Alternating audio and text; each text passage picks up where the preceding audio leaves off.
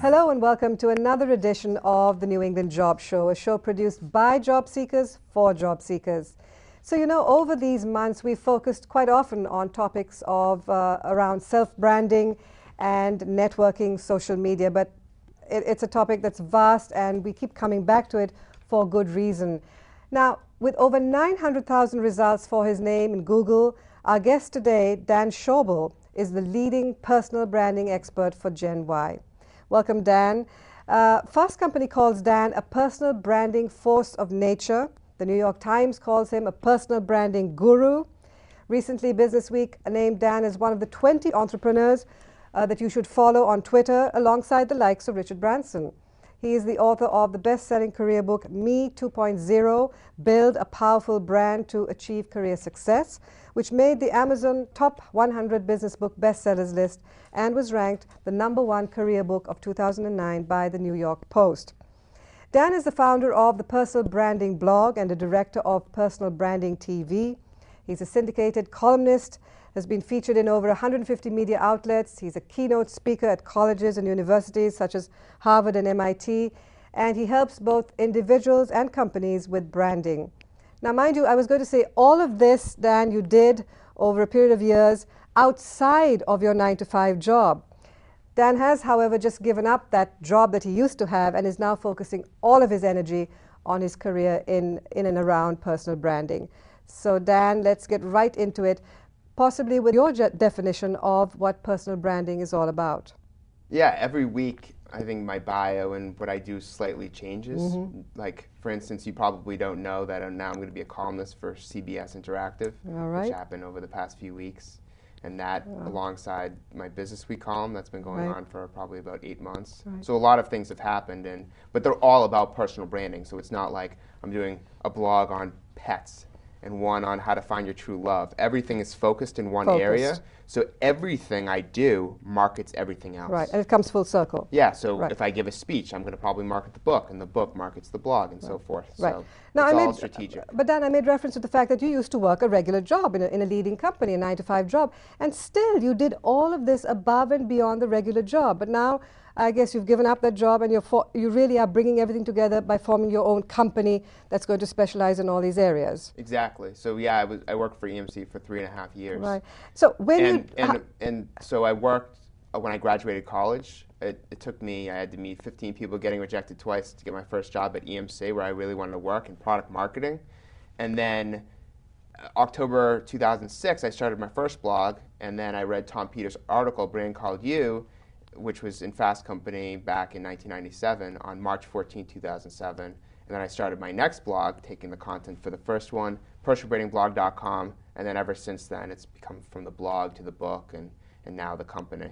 Right. So I was doing that at the same time I was working for EMC, but eventually EMC recruited me once they read the Fast Company article about me to be the first social media specialist, and that was one of the first social media positions in a large company. Social media, being involved in social media, and then branding oneself takes time and effort. Now, our show is for job seekers. We're all out there trying to brand ourselves, trying to find a job, trying to get our name out there. It takes work and effort. How did you manage in the years that you were, doing the full-time job to build up this whole side career of yours? Time management, I think, is crucial. I'm not good at time management. I think sacrifice and commitment are the two key words, right? I had a lot of confidence for what I was doing. There was a noble cause. A lot of people who, remember, I just graduated college at that point. A lot of my friends were like, I can't get jobs, I can't get jobs. So everything I was doing, I was like, wow, this is really going to help people. I wasn't doing it to advance my own career to write the book, because it takes so much time to do it that you really need a noble cause. You really need to believe in what you're doing.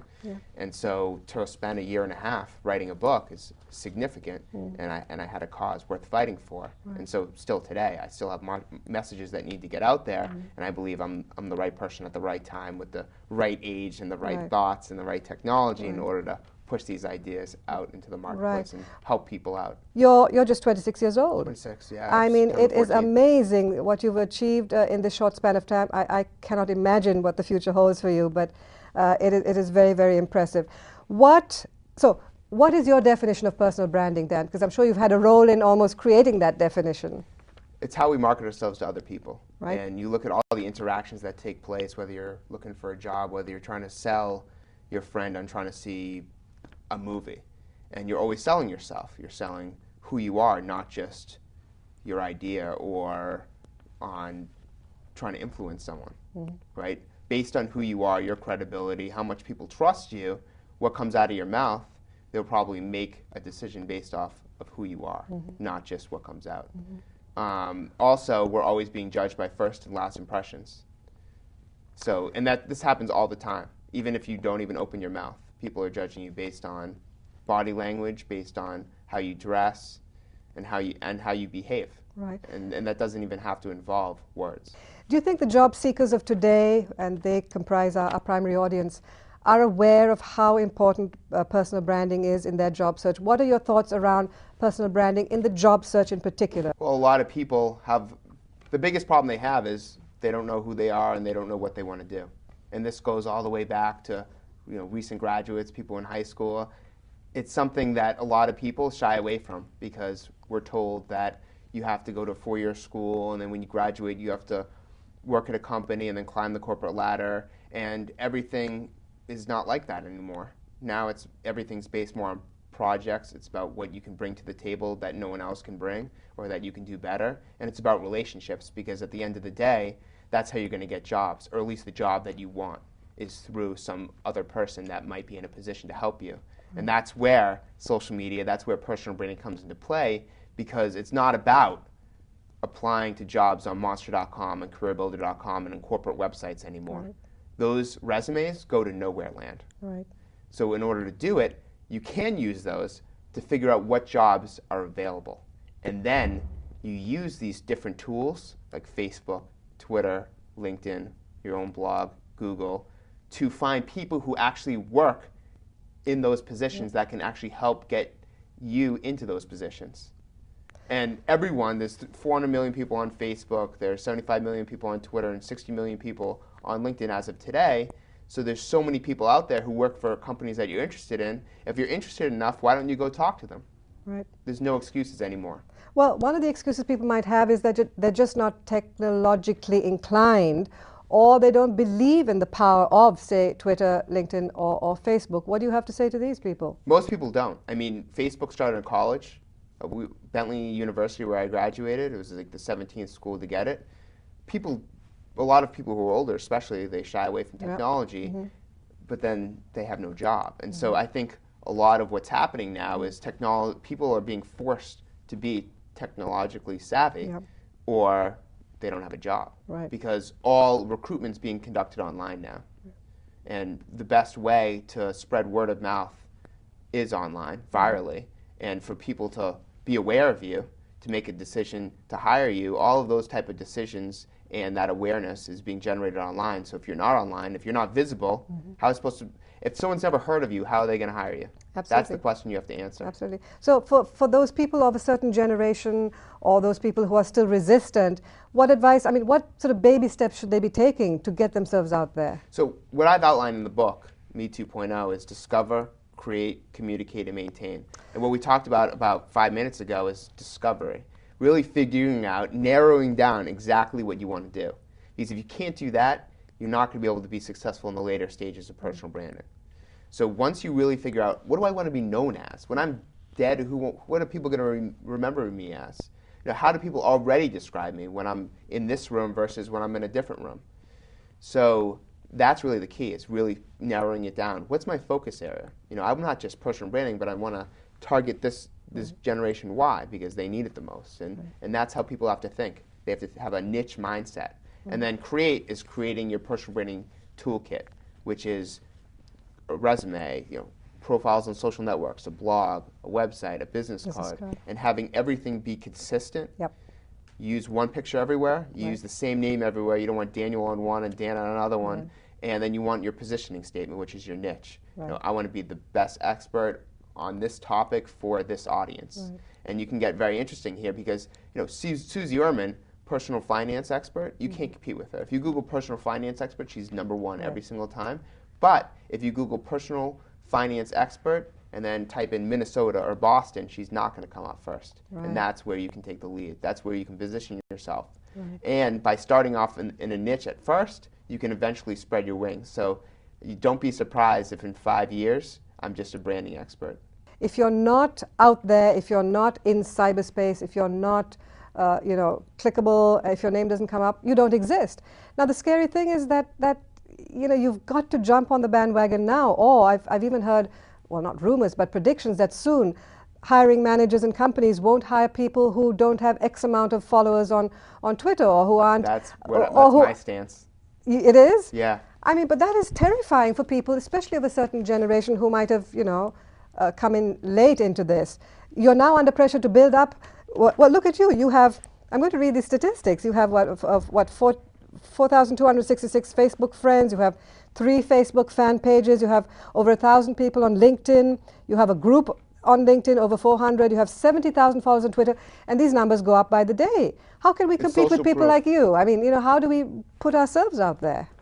Well, the key is, and what you're focusing on right now is something that's extremely important, and it's a future book, is the fact that everyone needs a large network, huge volume at some point, and you also need a quality network. People who are actually going to listen to you, spread your messages to other people, and support you, get you jobs, etc. And you need both, because online, perception is greater than reality. If I go, and this is the example I always give, if I'm a recruiter and I go to LinkedIn and I find 2 people and they have the same skill set, remember, a lot of people can have the same skill set. The big differentiator in the future is going to be size, reach, and engagement of your network online. That's the big differentiator. Because when everyone else is equal, that's the one place where not everyone is equal. Okay, so I want to come back to this thing of time. How many hours a day do you spend on your various pages and on your, how much effort? It's 16 hours each day, which is 113 hours each week. Are you serious? Yeah. I mean, it's a so it is a full-time job. Well, because writing books, speaking, developing new ebooks and collateral, blogging, managing blogs, the magazine. Yep. I mean, it's nonstop. Right. The next book proposal, so it's constant. And then I have a few interns. I have a few people helping me out. I'm sure you need them now. In order to scale it a little bit more and concentrate on what I'm really good at, which is the marketing, not just updating statuses. So at the end of the day, Dan, do you have a life? I mean, do you have a recreational life or a social life? Because I'm sure in the my work is my life. But I'm sure in the beginning, doing all this was fun, and it was your recreation, what you did on your time off. But now it's become the core of your business. What do you do to relax and get away and chill? I don't. And the truth is, I don't really. This is my honest opinion. I don't. A lot of people are like, "Oh, why don't you take vacations?" When I was on vacation on a cruise, you were bored. I was not happy because I know there's so much I can do. I have such a love for this work. I have something I really need to accomplish. I have like a call to action and meaning in my life. So it's very important that I accomplish it. And I can give up a lot of things. I don't have I unplug my TV. I don't even have cable anymore. It's meaningless to me. It doesn't do anything. But aren't you afraid you'll get burnt out? There's a burnout factor. There is. But I'm trying to integrate more and more things into what I'm doing so I can be around more people. So, for instance, I do live events now. I'm going to have this live event in Cambridge where it's called Artist Branding, and then I can connect with all of my friends and potentially more people than my current network, and bring everyone together. And that's a way that I'm going to have to be able to build my brand around my life, social life, professional life. Right. So it's figuring out how to do some of those in order to manage both. Right. It's tough. Right. But I mean, this is my year where I'm going to have to learn how to do it because my life has changed so fast. You mentioned the word ambition several times. It's obviously key. You are obviously very, very driven, very ambitious. Where does that come from? At what age did you feel this drive and this ambition to do? Maybe not this, because you sort of fell into this, Where does that come from? I think it has to do with 2 things, and it was between senior year of high school and when I got into Bentley University. I didn't originally get into Bentley. I did early decision, and they pushed me back. They thought I wasn't special enough, or they made up some excuse like that. So that really, infuriated me, and so that I got some drive there, and I eventually got in, which was huge. So I worked harder in school. I did interviews there. I did whatever I could to get in. So that was part of it. And then I think the fact that I was paying a lot for college and high school, I kind of blew off. I didn't take it too seriously because it didn't feel like an investment there. I wasn't really paying for it. I mean, taxes and all. But when I was, private school for college is extremely expensive. Yep. So once I knew the money was there, I took it